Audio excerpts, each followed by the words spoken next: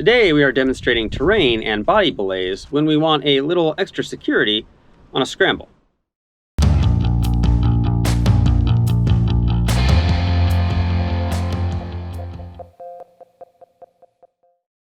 Hello again, I'm Jason. We are continuing our short series on technical scrambling, talking about quicker ways to deploy a rope than fully pitched out climbing.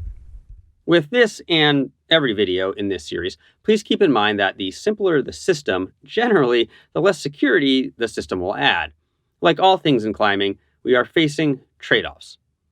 In the mountains, there are often good reasons to move fast in order to avoid storms and other objective hazards, but only you can decide if speed or added security is what you need at any one particular point of a climb.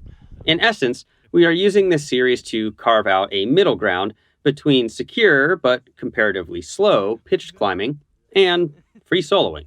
You should consider seeking qualified instruction to learn the inevitable nuances. One thing you'll notice is that we will be showing techniques while assuming we've shortened the rope. That is often a good thing to do over broken terrain or terrain with only short technical sections. So we can avoid getting the rope caught on things unintentionally, and we can facilitate good communication between climbers. We've done a quick video about using the kiwi coil to shorten up the rope, and recently have shown the bird's nest coil as an alternative. In a couple of days, we'll have a short about simply stacking the rope in our pack. There are links to all of these in the description. The next 2 weeks are going to focus on the movement techniques of simul-climbing and short pitching. But we can also speed up our progress while still using a rope by considering alternative methods of belaying. A belay is nothing more than a way to introduce the mechanical advantage of friction onto the rope so that a fall can be held. The steeper the terrain, the higher the force will be in the event of a fall, so the more friction we need. Belay devices obviously add friction very efficiently by creating bends in the rope, and they can hold big vertical falls. But we can introduce friction in lots of ways, so we can evaluate how much friction we want for the climbing scenario we are facing. Let's start with terrain belays, or using naturally available features to create friction. Maybe the simplest terrain belay is using a live tree at least as thick as our upper leg. We want to make sure the circumference around the tree doesn't have anything the rope might get snagged upon. The higher up the tree we place the rope, the more comfortable it will be to belay, but also the skinnier the tree gets, and the more likely it is to bend. So we want to strike a balance. We want to position ourselves so that we can brake by moving the rope across the direction of the fall. We take in rope by pushing the load strand and pulling the brake strand rather than just pulling on the rope. The upsides of this technique are that it is very fast to set up and it is staggeringly simple. The downsides are that the friction coefficient is probably only sufficient for 4th class or very low-angled 5th class, and it isn't the most environmentally friendly way to treat the tree, so we can also do terrain belays with rock features. But rocks highlight a few other considerations. First, we're now more concerned about damaging our rope or even cutting it outright on sharp angles of rock, so we want to find rounded edges where possible. And we also want to make sure the rock doesn't sound like it's hollow. Any echoing thump, or of course any ability to move the rock ourselves, usually means the rock isn't attached well. Finally, we still have environmental considerations of a rope running across the rock.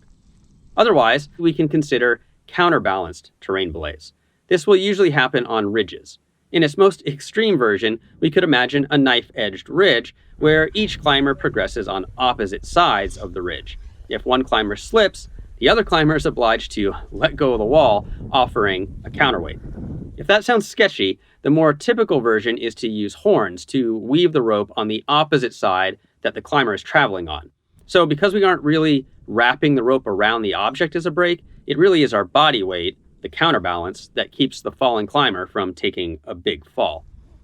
The other way we can use our body to help provide some belay security is with a body belay.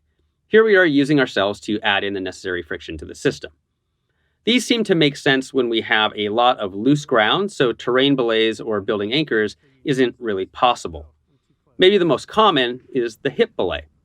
This should be done from a secure and seated stance. We want our best braced leg to be along the same direction of travel as the load strand. We wrap the rope around our hip and then brake by moving the rope across our midsection. The seated hip belay is a very quick setup. It can be easy to slide, however, if your belay stance is on sloping terrain. It also exposes the climbing group to risk if the fall happens while we're getting into or out of our seated position. An alternative would be a shoulder belay. Here we want to stand sideways to the direction of pull and place our leading leg as close to the angle of the load strand as possible. If there is a way to anchor our heel so that we aren't reliant on any lower leg muscles, we should do that. We then run the rope across our body under the shoulder that is farthest from the load strand, and then behind our head and over the shoulder that is closest to the load strand. This stance means that a fall pulls us down and away from the pull rather than towards the pull. This stance is easier to use on sloping terrain, but because the point of friction is farther up our body, it is easier to pull us over on flat terrain. If we are looking for even additional security, we can start combining systems. For example, we may choose to use a terrain feature and the rope to create a simple back anchor and then perform a body belay. There are lots of ways to do this, but one simple way is to use the Connecticut tree hitch. Pass a bight around the anchor point, push the other two strands through the bight, and then make sure you lock the carabiner around the bight strands, not the other two. Once we are anchored in, we want to pivot our body towards the direction of pull. We want the back anchor strand and the load strand to be on the same side of our body so that the force vectors are more direct to the anchor, and so that should there be an accident and we need to escape the system, we aren't pinned by the ropes. Of course, we could also belay off of our harness with a device or a munter hitch, but that isn't what this video is about, is it? Do you have a go-to fast belay method?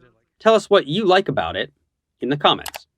Thanks for watching this video. Please like, subscribe, and share if you want to support us. For more information, you can go to our website at www.shortguysbetaworks.com. You can take a look at last week's video on making the decision on if to take a rope at all on a scramble, or check out this whole technical scrambling series for each new video as we add it. We'll see you next week and keep on getting more out of that big outside.